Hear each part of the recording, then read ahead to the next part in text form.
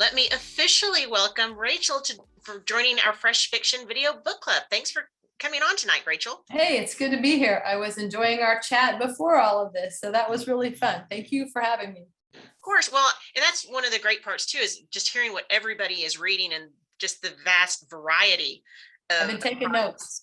Right? Yes, I always come out with a lot of suggestions after these nights. Yes. Well, Rachel, to get things kicked off, especially for some of our readers who might not be familiar with you, can you tell us a little bit about yourself and how did you first get started writing? Oh, wow. Okay. About myself, I've been writing full time for 19 years, coming up in August. So there you guys, that's kind of the big milestone for me. I'm a Florida girl, live in Palm Bay, Florida. So I think we have some other Florida people in here. And I went to Ohio State, and after I graduated with a degree in journalism, I moved down to Palm Bay, I said, hey, God, put me where you want me. And next thing I know, I'm living in Palm Bay, Florida, which I'd never heard of before. And I was traveling and worked in the corporate world, traveled around the world. We talked about Australia earlier. I went to Australia twice in that season in the 80s. And so then I met my husband and we got married. And I always wanted to be a writer. My dad used to tell me, Rachel, you're a writer, be a writer. And so I started reading a lot of faith-based fiction because it was kind of new in the early 90s. It was kind of exploding. But I was just reading a lot of things. I was always a reader. And then we bought a PC. Woo! when those first came out. And I started dreaming. And I quit my job. And for the first time in my life, since I was 14, I didn't have a job. And so I just started dreaming and I started writing. And that's kind of the beginning of it. And I was first published though in 2004 with a little category romance, which I thought was beneath me. I'm like, I'm not gonna write that stuff. But it was a great place to learn, a great place to get my feet wet, a great place to network and meet people. And so here I am, 19 years later. Well, how much do you think your journalism degree has come into play with writing fiction and novels? Because it's a different style. Very different style. It probably hasn't come into play at all, other than I ask who, what, when, where, why, and how a lot. And I thought I never really wanted to be a reporter, but I thought if I studied journalism, I would learn some things about writing tight, about, the process of writing and putting something together. It really comes in handy when I'm writing a synopsis. But to believe it or not, my corporate career, which was computers, and I installed, while I traveled all over, I was an installer and a trainer. So we worked, the company produced products for newspapers. So I would go to a newspaper, and so that's where my journalism degree came in. And I would install it in the newsroom or in the advertising room or the classified advertising department.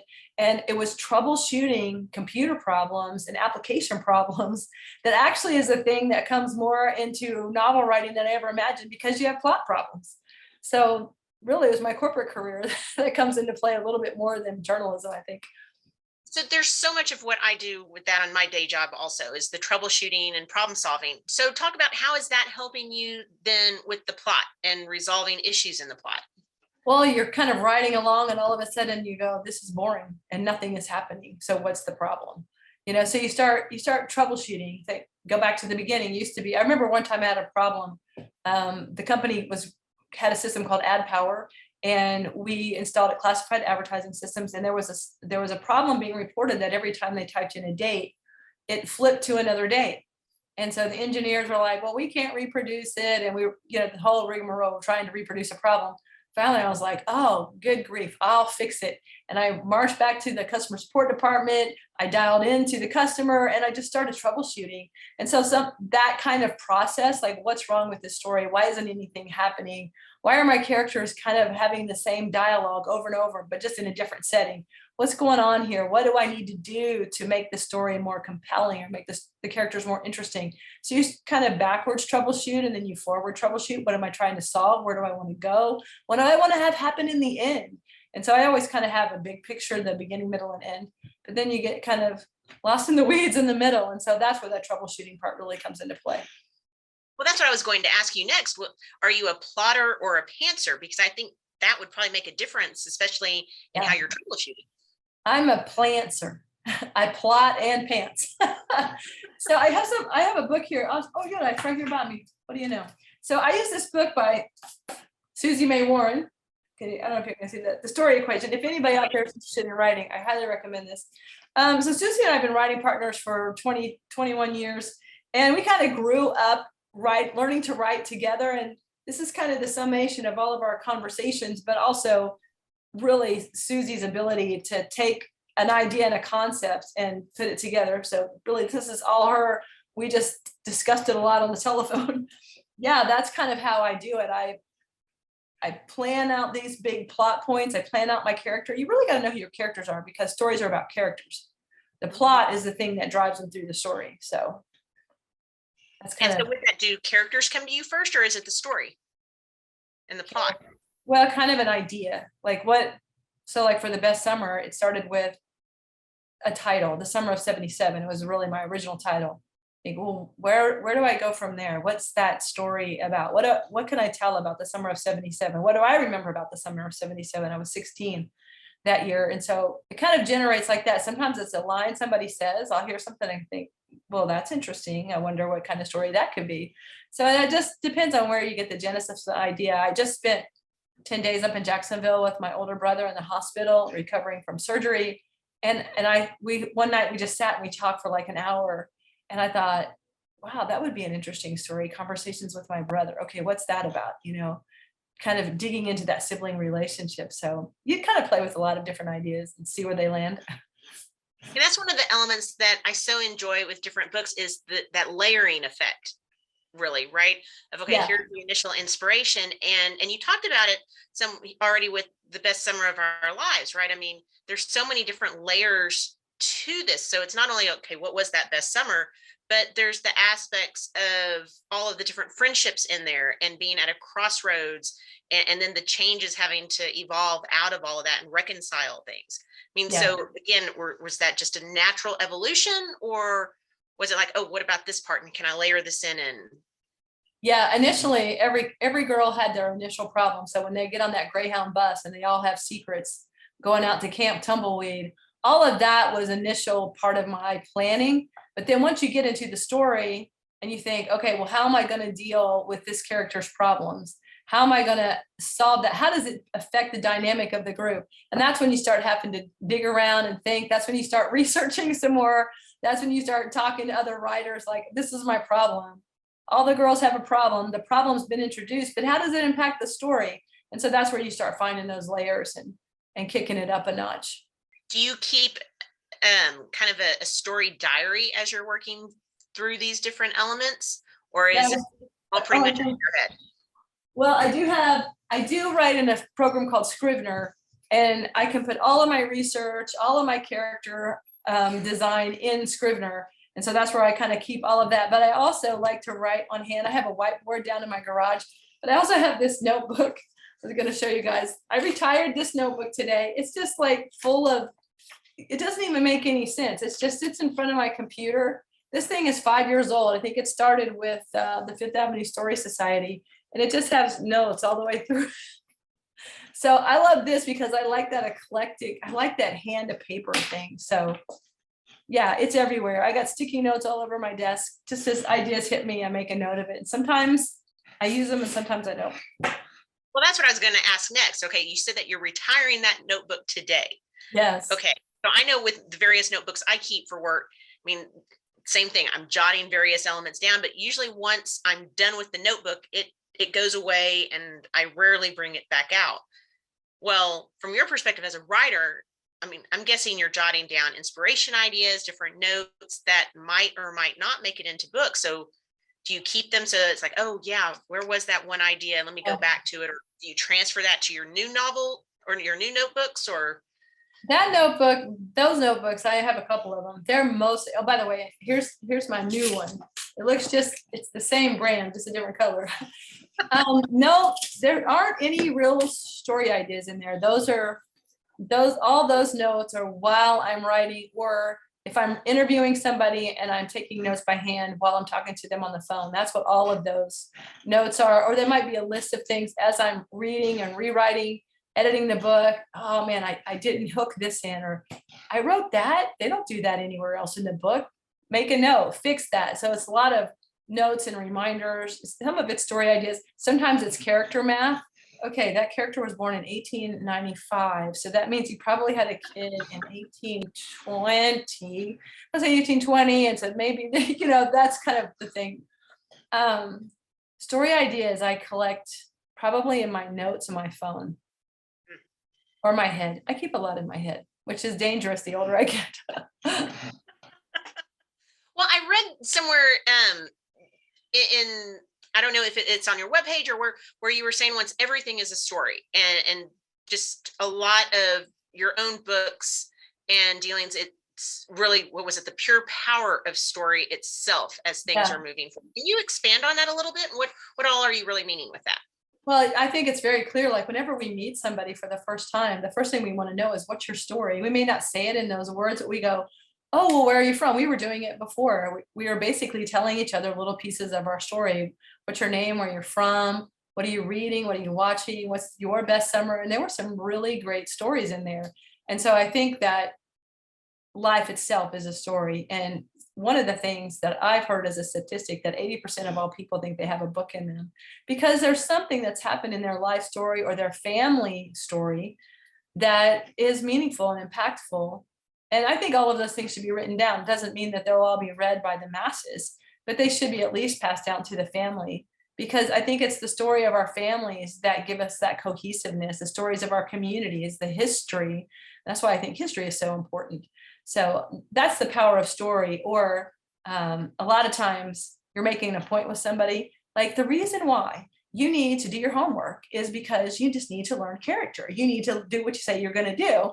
But if you tell a story about a kid who did his homework and then got this big scholarship and now has this super great job, that kid's going to remember that, right? That we remember the stories. Well, why do I have to do my homework? Or I don't want to go to the gym. Well, let me tell you about a story about somebody who went to the gym and how it changed their physical body and then improved their health. So everything's a story. Well, one thing I do want to touch on with you is taking one of your books to the screen, right, with the Royal Wedding series and Yeah. the first book, The Once Upon a Prince. What was that like, actually seeing your book on screen and your characters come to life? And was that close to what you were imagining, or? Yeah. Well, I was lucky because author Denise Hunter had kind of gone before me. And so I chatted with her before I went out there. And she gave some great advice. She said that the producer asked her, well, did the story turn out like you thought it would? And she said, I just thought it was your story to tell. Once you move it to film, it's your story to tell. And for me personally, they kept the A storyline. They kept a lot of the big plot points that I had in the book. So some of the other layers they weren't able to put on screen, and they changed a couple of things. The name of the country, and for Susanna, instead of working at the family rib shack, they just had a garden center, which actually made more sense because you only have so much time to tell the story, especially with commercials on Hallmark. So I was super, super pleased. And it was really overwhelming one day when I was sitting and watching all the actors. It was the ballroom scene and all of the extras are there and they're playing music and there's dialogue and there's the director and the assistant director and the director of photography and the producers and the makeup artists and the costume people. And I'm like, all this from me sitting in my office and writing this book by myself, thinking, oh, no one's going to like this, and pulling ideas out of thin air. And that was really overwhelming. So it was really cool. And I thought they did a great job with it, to be honest. Do you think that they're going to move on with the rest of the series? I don't know. I don't think so. It's been 5 years. So I would have liked for them to have. So Avery is Susanna's sister in Once Upon a Prince, and she actually has her own story, A Royal Christmas Wedding. So I was kind of hoping that they would tell Avery's story. But I think some of the team that produced it has moved on to other projects. And so we'll see. We get lots of nibbles on other titles, but it's a tough word. You can't, as an author, you can't put very many eggs in that basket, because I know we've recently seen like The Last Thing You Told Me and Daisy Jones all made into movies. And there's other books or stories that are made into television shows or movies. And that's super great, but it is so hard to get done. And a lot of times they'll want a project, but they just can't get to it.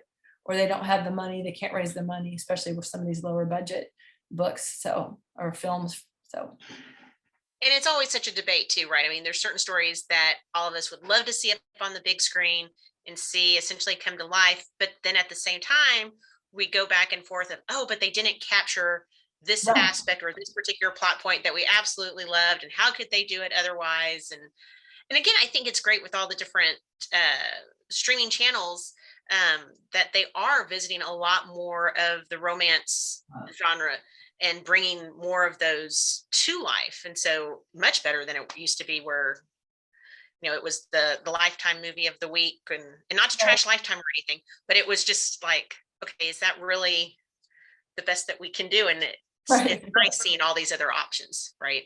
Yeah, it's nice with there are so many options now. So be fun to see if something else happens. We've had a lot of nibbles on my book, The Wedding Dress, but nothing's really come to fruition yet. But I feel if it's right, it'll happen. Mhm. One other thing I wanted to touch on is, I know that you have written some other books in partnership with other authors. I mean, you're mentioning Susie earlier as a writing partner, but you've also worked with Sarah Evans, and then you were working on a couple of books in the Heartspend series, Yeah, right? yeah. Right. Carrie and Harry Paget and Mandy Bomer. yes, yes. So what Yeah. was the experience like, and is that something that you enjoy? I do, but I think over time you learn the way that I process story. When I was writing with the Sunrise books, One Fine Day and You'll Be Mine, they were brand new authors, brand new, I mean, like brand new. I think Carrie had written and self-produced one book, and maybe she had had a novella, and Mandy hadn't written anything that had been published. So the whole goal of the Sunrise model is to mentor these new writers, and everybody tried out in like a blind audition, like The Voice. And so we just picked the voices and the author, but the stories that we felt kind of resonated, and we saw something in their voice, and we thought that we could work with them. So I feel like for me, it was fun. I love mentoring new authors. I'm not so sure it was fun for them. Because once you get going, and you have someone with 18 years of experience when I was working with them, as opposed to very little, 1 year, 2 years, 5 years experience, and it really is a wide gap. And then of course I've established my voice, I've established my process.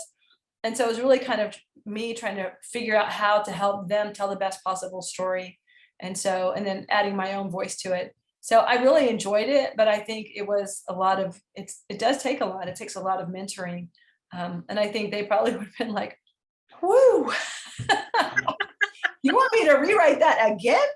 So, and also when you're writing, at least for me, when I'm writing, like you were talking earlier, layers, I start seeing the layers. And then I go, okay, we got to take this, let's go back. It's good. But you see here in this metaphor here, let's layer that in. Oh, okay. Well, how do I do that? And so that became the mentoring part. But they were champs. They were stellar. I'm very proud of those books. And then with Sarah Evans, as country artist, she just cast the idea, and then I kind of did all the writing from that point. So I used to say I was the brains and she was the fame, but she has brains as well. So I'm not sure I can hang on to that moniker. But yeah, she just kind of cast the vision, and why we went from there. Yeah. Well, and I hadn't ever heard that aspect of it on some of these partnerships where it's been more of a mentoring style. Yeah. So that's really different. And I could see and just imagine just the additional efforts that then go into that. Yeah, for everybody. So, for every time I read it and send back notes, so I'm acting as an editor as well as a mentor, and so, and I'm kind of learning early on, because this is you're right, it's a new way to try to approach a publishing partnership. Everybody learning how to communicate expectations on top of that, and them wanting to do the best they could for me wanting to do the best I could for them, maybe not always knowing if I was doing that or not. And so, but I think it's a successful way to work, and it really can. Some of the authors that Susie Warren groomed are already out on their own, doing good work. Oh, wow. No, like I said, first time I've heard of the partnership in that way. I'm really intrigued, and I've got to keep an eye out for more of that. Please do. Yeah, it's intriguing. Well, Rachel, I want to switch over to what we call our fresh fiction fun facts. All right. These are meant to be a series of short, quick answers, questions off the top of your head. We never quite mean to stump people, but it does happen. All right, I'm prepared. So going to start off easy. What Okay. is your favorite time of day to write? Oh, easy. About noon to 5 or 6, depending on if I'm fast drafting or if I'm, getting ready to submit the book and I'm doing those final pages. So noon, I don't get anywhere until noon. What is your favorite writing fuel? Be it music, food, drinks, whatever. Wow, nothing really. I try not to eat I'm water, of course. I try not to eat at my desk because that just is so distracting. Plus, instead of writing, I'm eating, and wiping my hands on a napkin. So I'm not on the keyboard. But I do have this one friend of mine. He put out an EP called Oracle, and his name is Eddie Tucker.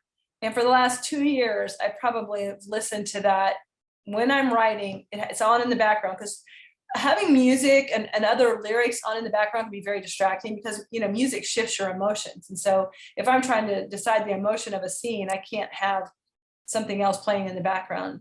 But his album just for the last 2 years just really kind of sustained me. I would just play it all day long. It would finish and I would click start at the top.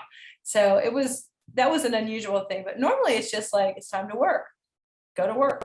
So How do you celebrate a new release? I'm very bad at that. I kind of am like, well, one thing when a new release comes out. So, for example, when the Best of Our Lives came out, one just happened to be I had scheduled a vacation, but I was celebrating from vacation. But also, I just turned in a whole other new book, so I'm kind of in that mindset of how am I gonna what am I anticipating to rewrite? How am I anticipating making that book better? So I'm kind of in another boat already. But I usually try to celebrate we had a launch party for the Best Summer of Our Lives, and that was super fun. Also for the Best Summer of Our Lives, my friend Eddie Tucker and I wrote a song to go with it since Summer is a singer-songwriter. We picked the lyrics of the final song at the end of the book, and we wrote a song for that. And I was all ready for it to be up for the launch party, but we had some troubles with the distribution of it. So it's going to be up soon. It's going to be ready soon.